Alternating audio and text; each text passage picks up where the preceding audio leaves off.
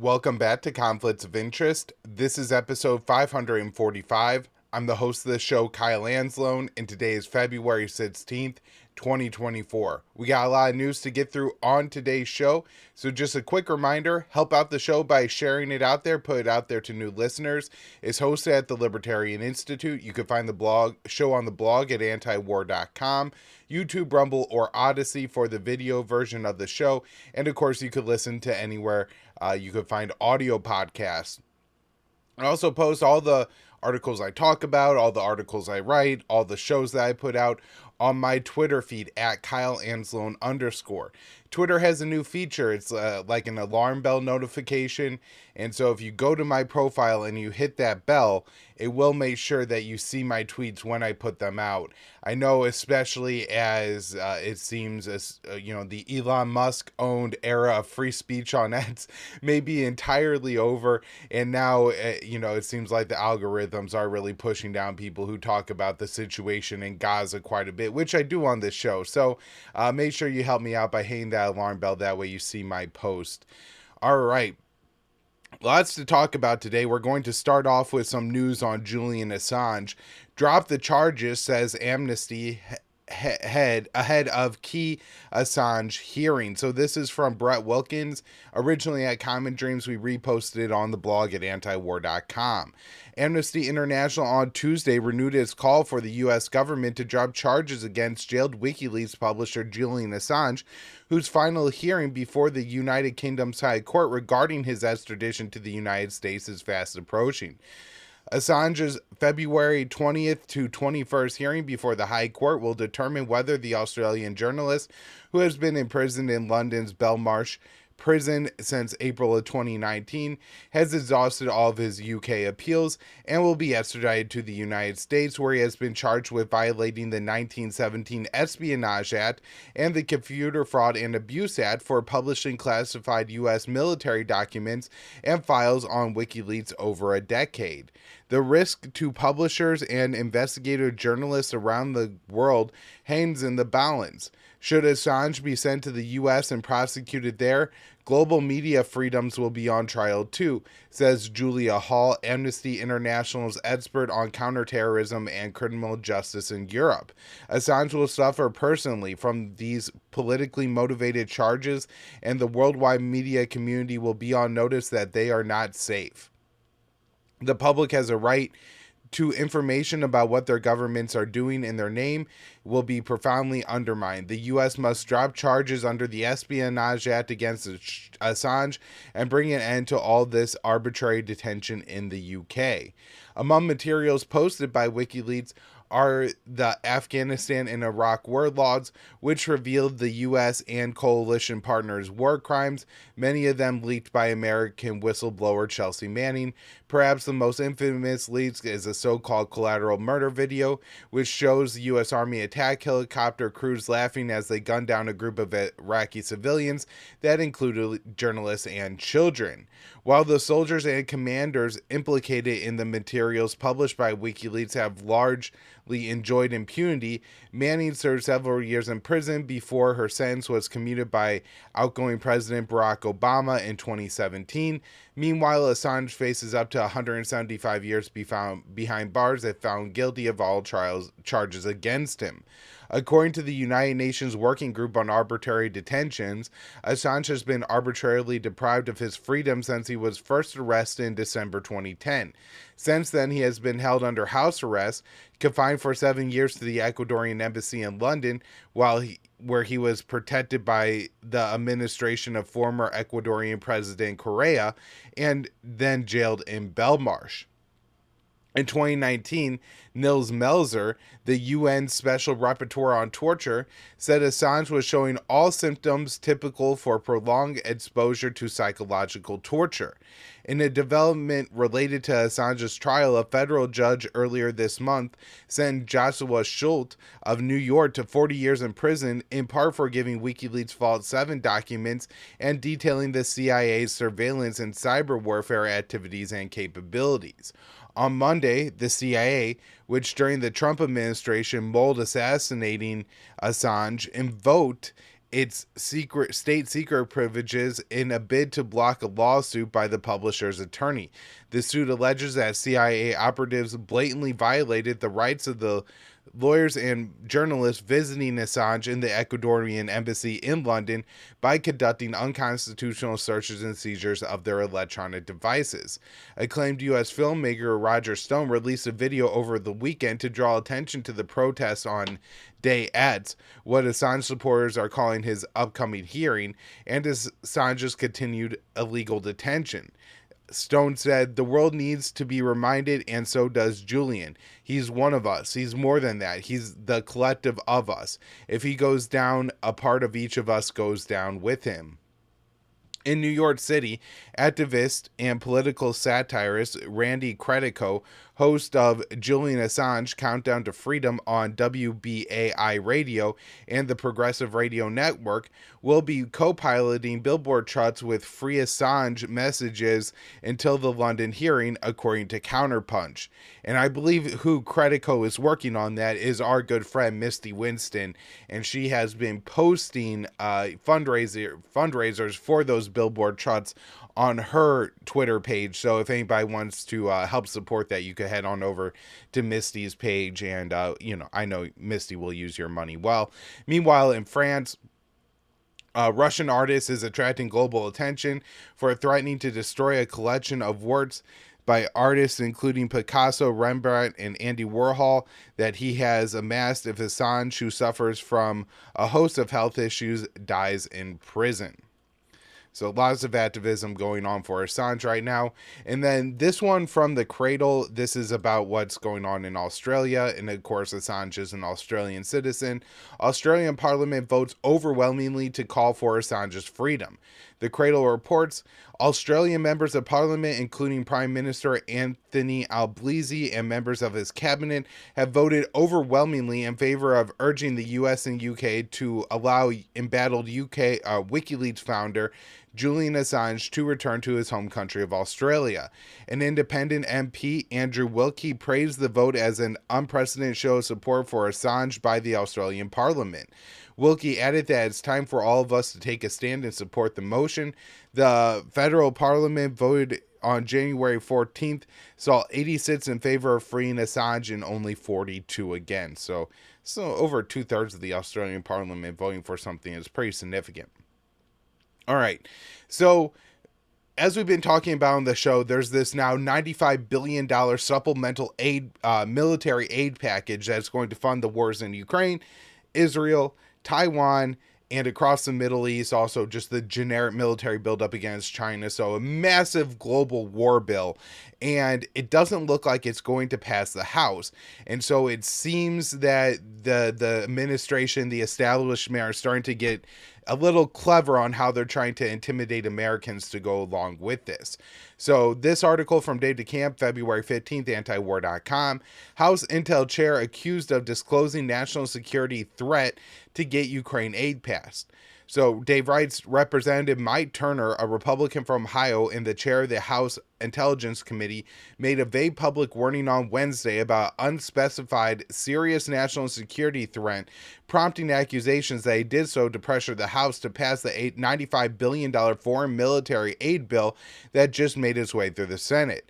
U.S. officials later told the media that the unspecified threat was related to Russia's space capabilities and a plan to develop a nuclear weapon that could target satellites. For their part, Russia dismissed the claim and said the U.S. was making up malicious stories. Turner called for the Biden administration to declassify the information about the so-called threat, and he has come under fire from members of Congress for making the public spectacle. Representative Anthony Ogles, a Republican from Tennessee, sent a letter to House Speaker Mike Johnson calling for an inquiry into Turner's decision to release the information. The Tennessee representative said that Turner did so to bolster support for passing Ukraine and for extending Section 702 of the Foreign Intelligence Surveillance Act, that's FISA, which allows for mass warrantless surveillance of Americans. Section 702 was due to expire, but was extended by the 2024 NDAA until April 19th. It has come become clear that the intent was not to ensure the safety of our homeland and the American people, but rather to ensure additional funding for Ukraine and the passage of unreformed Foreign Intelligence Surveillance Act, Ogle said in the letter. Before making the comments about the national security threat, Turner was urging Johnson to bring the $95 billion military aid bill to the floor. He also recently led a congressional delegation to Kiev and has been calling for continued U.S. support for the proxy war. And of course, all that support, the U.S. doesn't have any more funds to send to Ukraine. So the Ukrainians are in a little bit of trouble. The Americans, for a long time, the Biden administration said, we'll give you everything you need, but now they can't. So, all right, next up here, NATO to open joint training center for Ukraine in Poland. Newsweek reports NATO has announced that it is joining forces with Ukraine to open a joint training center in Poland. NATO Secretary General Jens Stoltenberg said the new center would allow Ukraine to share lessons learned from the Russian war and create a structure for Ukrainian forces to learn and train alongside their allied counterparts. Ukraine isn't a member of NATO, so it's weird to call the Ukrainians allied counterparts. But today, this is Stoltenberg continuing. Today, we decided to join a new NATO-Ukraine Joint Analyst Training and Education Center in Poland. This will benefit them and us and create a new framework to train alongside NATO allied troops. We will implement this decision in the coming weeks and months. Today's decision is the start of the process. Our experts are now working on the details, and I expect NATO leaders will take the final decisions later this year.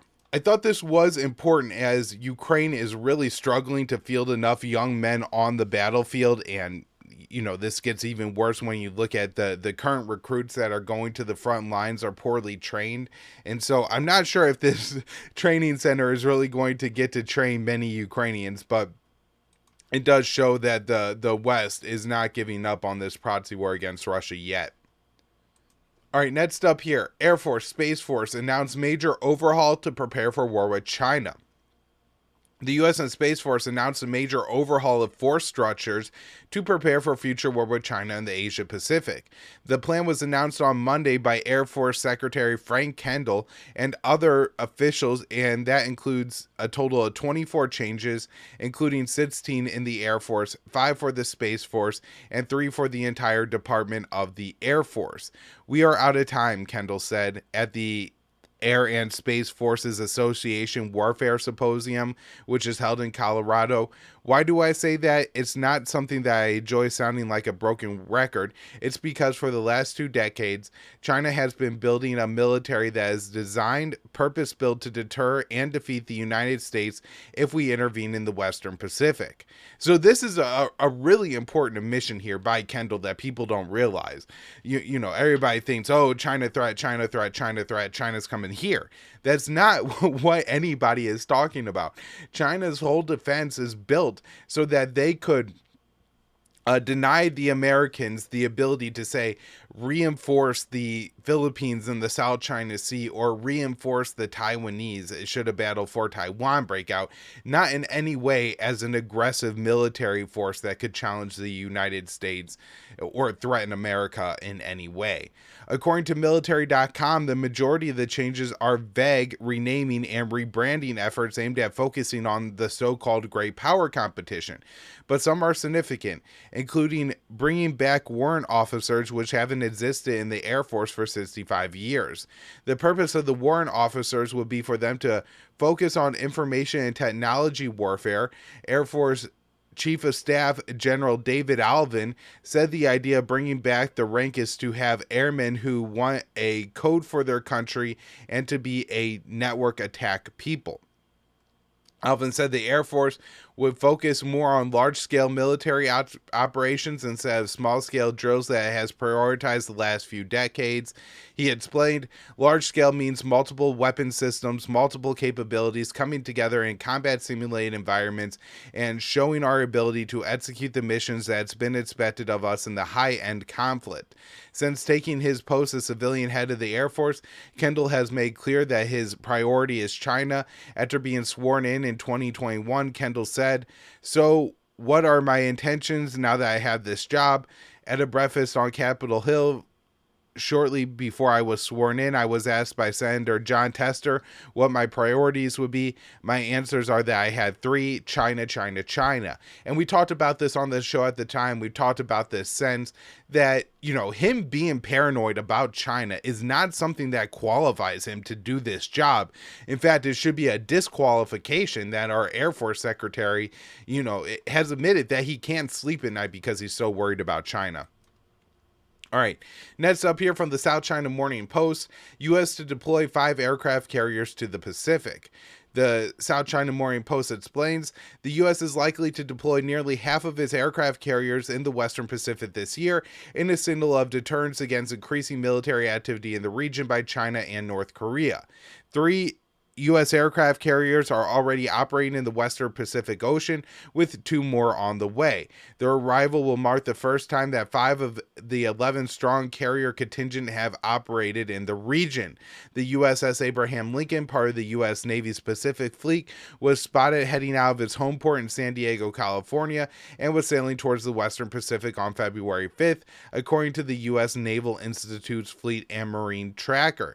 The USS George Washington is expected to be deployed in the region to replace the USS Ronald Reagan, which will be relocating from Japan for maintenance at Puget Sound Naval Shipyard in Washington. So this will likely be highly provocative to the Chinese and particularly to the North Koreans. Next up, story on North Korea. This from, I believe, NK News. North Korea conducts cruise missile tests. South Korea says North Korea launched several cruise missiles on Wednesday. Pyongyang has conducted several missile tests, including cruise missiles and an ICBM test, since the start of the year. This doesn't seem in any way to be a major test or anything like that.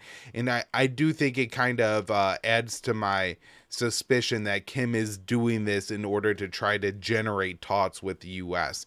Not sure it's going to work. All right, next up here, these are some stories, on the Gaza situation. Netanyahu unilaterally vetoes further hostage deal talks. So the Israeli Prime Minister Netanyahu has vowed further hostage deal talks.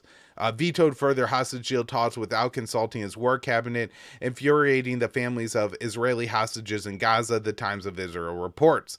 The Hostages and Missing Family Forum, a group representing the relatives of most of the Israeli hostages in Gaza, said it was, quote, stunned by Netanyahu's move to end the talks. A statement said, it appears that some of the members of the cabinet decided to sacrifice the lives of hostages without admitting it, and adding that the decision was a death sentence for the Israeli captives. Israeli media is reporting that the war cabinet members, including Benny Gantz and Eldie Escott of the National Unity Party, are furious over Netanyahu's move and met on Wednesday to discuss their response. The veto came after Mossad chief David Barnea met with the U.S., Egyptian, and Qatari officials in Cairo on Tuesday to discuss a potential hostage deal. Before the meeting, Netanyahu rejected an outline for the proposal that was drawn up by his top officials and instructed the Mossad chief to only listen and not offer any new proposals. Egypt and Qatar are looking to hold another meeting on Thursday, but Israel has said it will not attend. The Times of Israel reported that the Israeli absence, Hamas officials will go to Cairo. Israeli officials have dismissed Hamas's latest offer for a hostage deal as delusional. The Palestinian group proposed a 135-day truce to facilitate the release of Israeli hostages and Palestinian prisoners and to work towards a permanent ceasefire. Hamas wants Israel to release 1,500 Palestinians, which is reportedly a major sticking point for the Israeli side. And again, I know in American media, this likes to be presented as just some delusional demand of Hamas to ask for the release of 1,500 Palestinians. But if you're saying that the people who have been, held captive since October 7th should be released, there's been thousands of Palestinians arrested by the Israelis. Many of them, like a Palestinian human rights lawyer who we discussed on the last episode of the show, has been arrested without charge or trial. They're just going to hold her in administrative detention, and there's no evidence anywhere that she did anything wrong.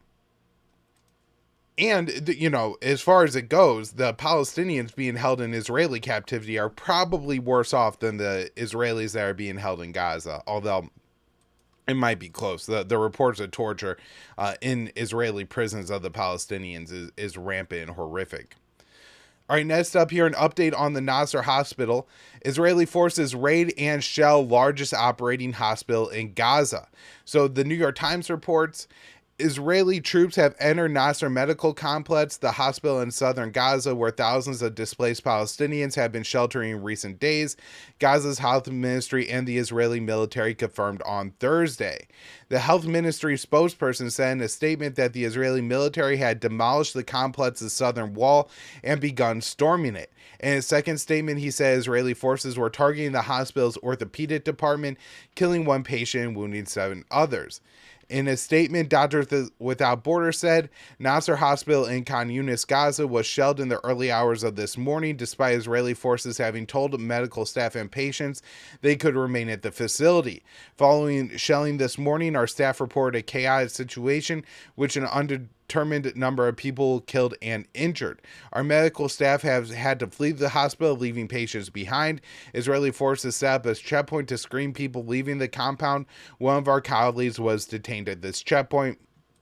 And so it sounds like Israel is doing to the Nasser hospital what they did to basically every other hospital in Gaza, which has been to systematically attack it, raid it, shell it, and shut it down. This has been horrific in a way where, some of these hospitals have been forced to shut down, and all right, so if you have a premature baby or something like that, you can't just carry that baby out of the hospital. The patients, the babies had to be connected to certain machines and things like that in order to ensure their survival. And so if you force all the doctors to evacuate a hospital, but they can't take people who are hooked up to respirators and children in incubators and things like this, then you have to, make sure that those people get some kind of medical care. And we've already seen that, babies were not only left to die, but then their little bodies left to rot and decompose and rot on their hospital beds after Israel forced the evacuations of hospitals in northern Gaza. So hopefully we don't see the same thing here, but it seems kind of likely given how the Israelis are just treating the Palestinians. All right, Israeli government ministers say there will be no state for the Palestinians.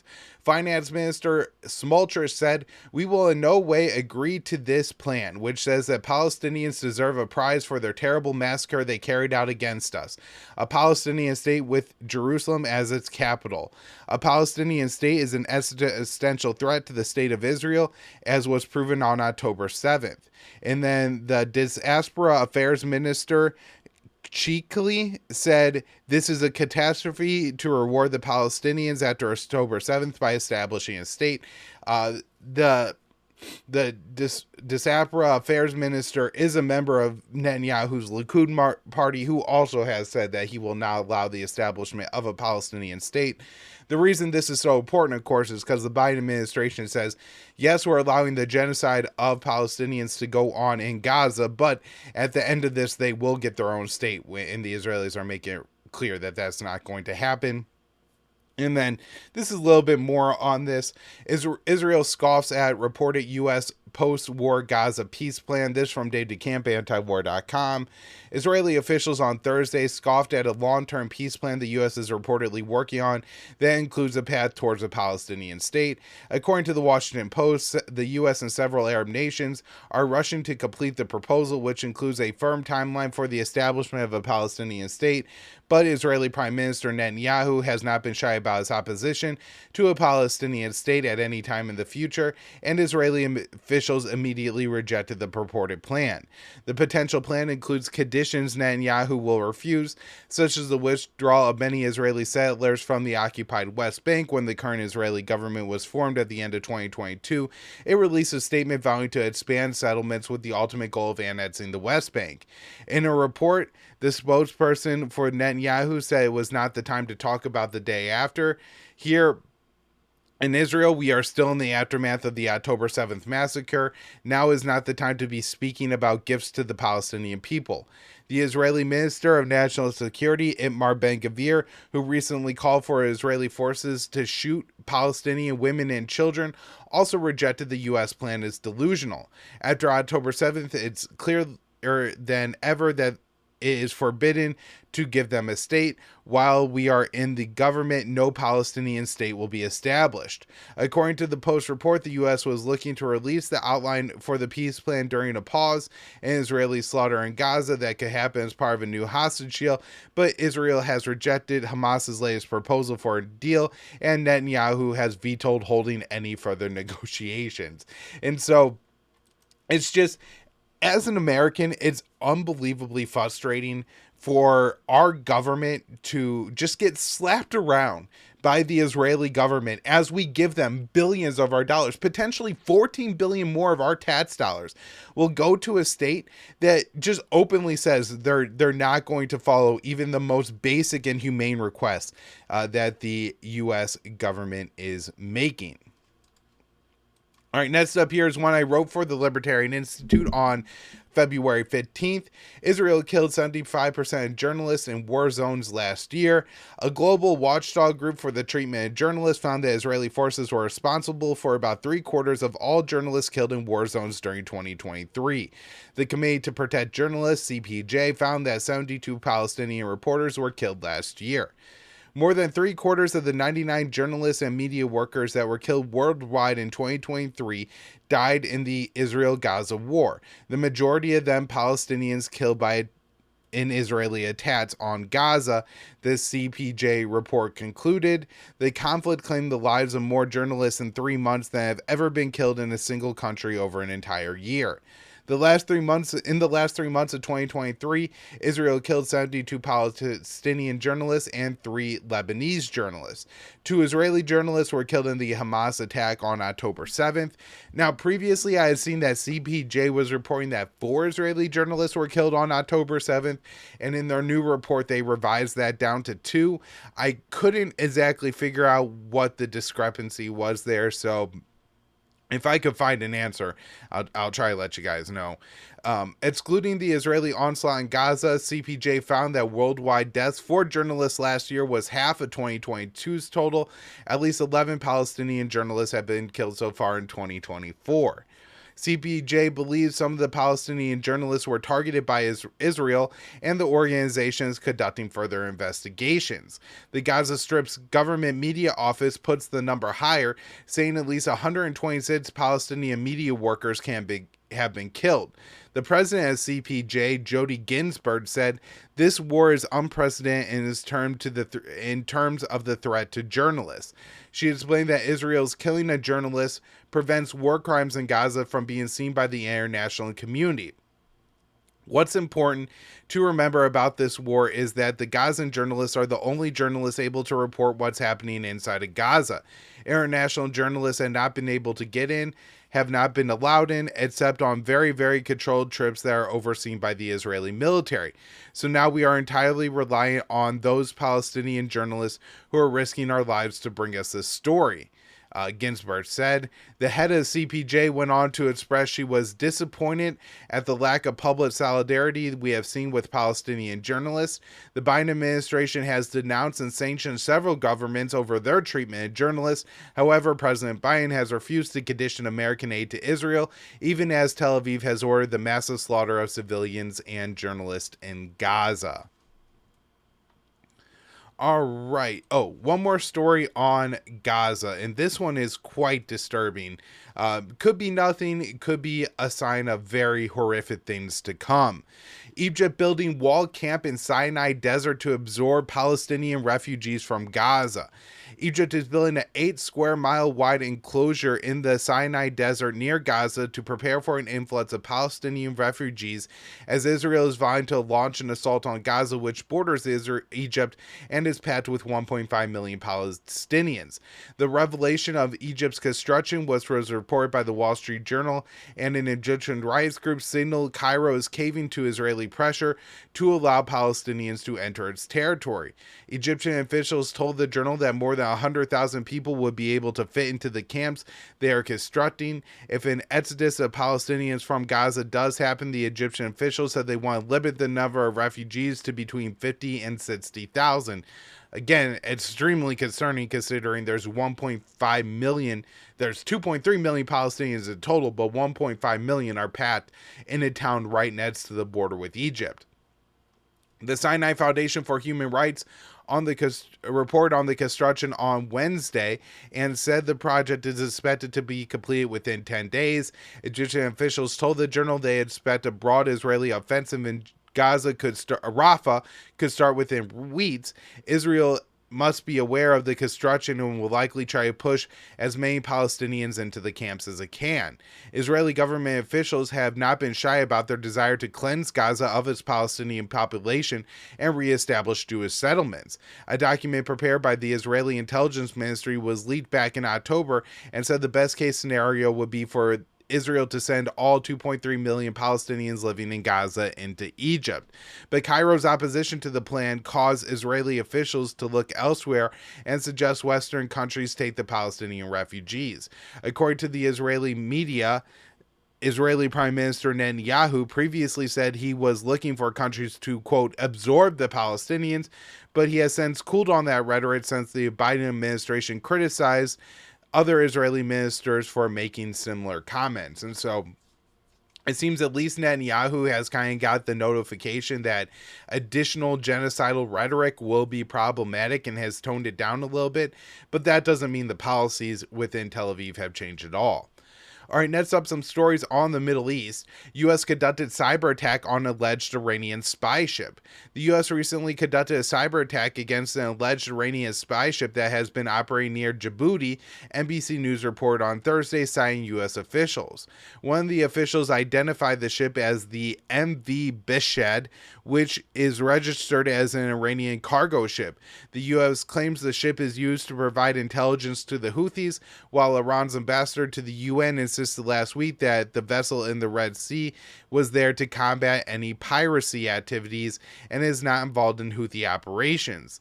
The nature of the cyber attack on the ship is unclear. The U.S. official said it was intended to disrupt the vessel's alleged intelligence operations.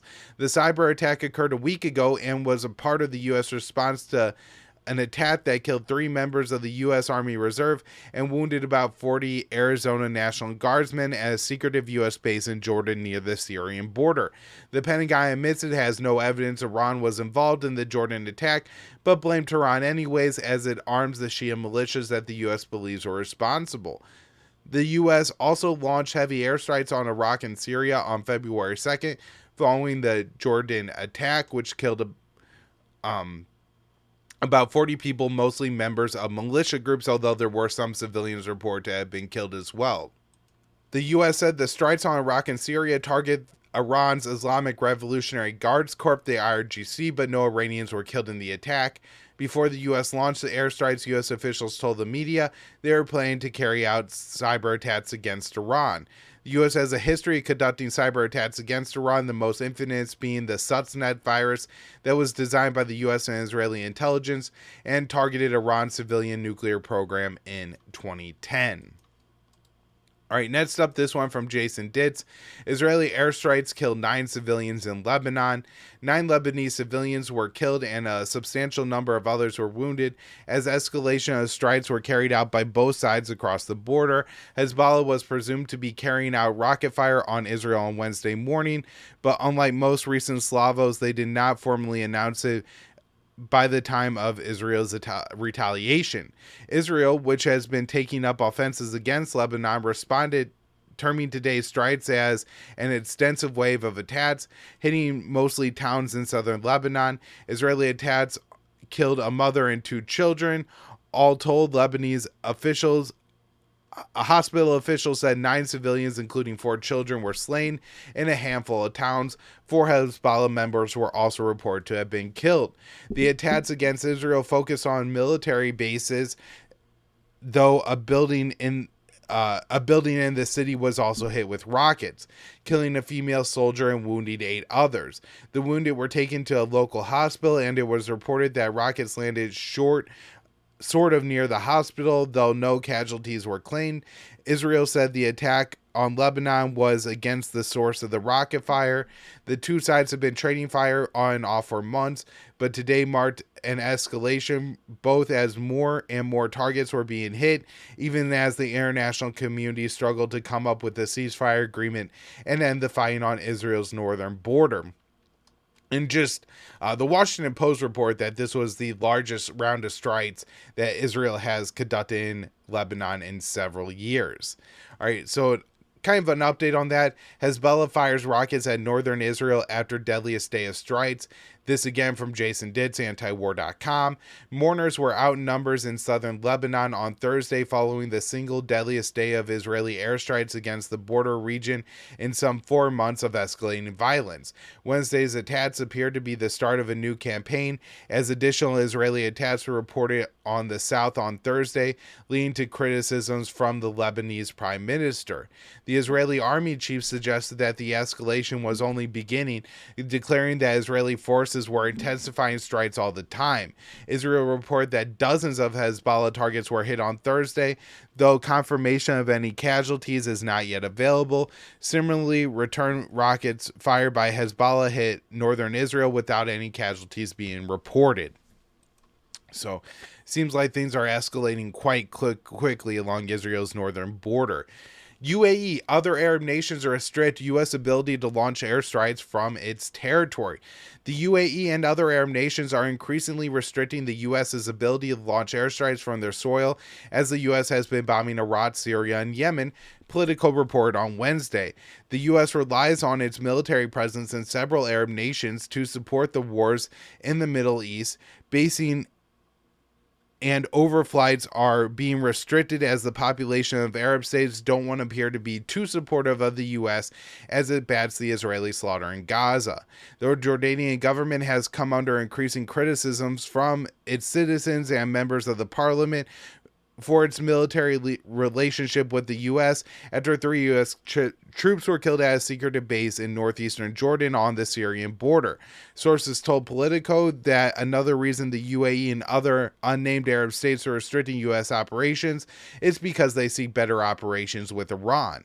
They don't want to appear like they're against Iran, and they don't want to appear too close to the West and Israel for public opinion reasons, one Western official said. So no surprise there. All right, 2 more stories before we wrap up here. House passes bill to work against countries normalizing with Syria. On Wednesday, the House passed a bill that prohibits the U.S. from opening diplomatic relations with the Syrian government of Bashar al-Assad and spans harsh sanctions on Syria to prevent other countries from normalizing with Syria. The Assad regime anti-normalization act passed by a vote of 389 to 32, demonstrating broad bipartisan support for the economic war in Syria. Only 28 Democrats and 4 Republicans voted against the bill. The legislation now heads to the Senate. The bill was introduced as a reaction to Arab countries seeking relations with the Assad government and Syria being brought back into the Arab League. Hawks in the U.S. are opposed to Syria's regional integration, are hoping they can prevent it using sanctions under the Caesar Act. The Caesar Act was implemented in 2020 and allows the U.S. to sanction any individual entity that does business with the Syrian government. The sanctions are specifically designed to prevent Syria from rebuilding, and Secretary of State Antony Blinken has previously said it's U.S. policy to oppose the reconstruction of Syria as long as Assad remains in power. The text of the bill declares it's U.S. policy to actively oppose recognition or normalization of relations by other governments with any government of Syria that is led by Bashar al-Assad, including by fully implementing the mandatory primary and secondary sanctions in the Caesar Civilian Protection Act. On top of the U.S. Economic sanctions the U.S. has on Syria, the U.S. has about 900 troops occupying the eastern portion of the country, where it bats the Kurdish-led SDF and controls oil fields. Recent reports have suggested the U.S. was considering a withdrawal from Syria, as its forces have been under attack since October due to the U.S. support for Israel's slaughter in Gaza. But the SDF commander said last week that he received assurances from the U.S. that withdrawal was not on the table. All right, last article here. Heavy U.S. British bombing report in Yemen's Hodeidah province. This is from Dave DeCamp on February 14th. A series of U.S. and British airstrikes were reported in Yemen's western Red Sea province of Hodeidah on Wednesday as the U.S. continues its heavy bombing campaign against the Houthis. A correspondent for Al Mayadeen reported that the Hodeidah was hit by at least 9 times throughout the day. Yemen's Saba news agency reported that the U.S. and British strikes on Hodeidah continued Wednesday evening, hitting several areas in the province. So far, the U.S. has not announced the strikes, but Central Command typically puts out press releases a few hours after they are finished, or sometimes they wait until the following day. On Wednesday morning, CENTCOM announced that it had launched strikes against the Houthi-controlled Yemen a day earlier, but didn't specify where. The command claimed it hit a Houthi missile that was preparing to launch. A few hours later, the Houthis fired a missile into the Gulf of Aden, but CENTCOM claimed it didn't hit any ships. Since January 12th, the U.S. has launched around 30 rounds of missile strikes on Yemen. Some have been heavy bombings conducted with the UK that have hit dozens of targets, while others have been unilateral U.S. strikes against a single target. According to the Houthis, the U.S. and UK have conducted a total of 403 attacks against Yemen, including 203 airstrikes.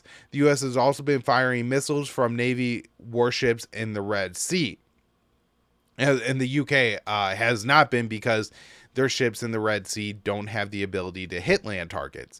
The Houthis, officially known as Ansar Allah, have also shown no sign they will bat down in the face of the U.S. military. The Yemeni group, which governs an area where 70-80% of the Yemeni population lives, has said the only way they will stop attacks in the Red Sea would be for Israel's onslaught in Gaza to come to an end.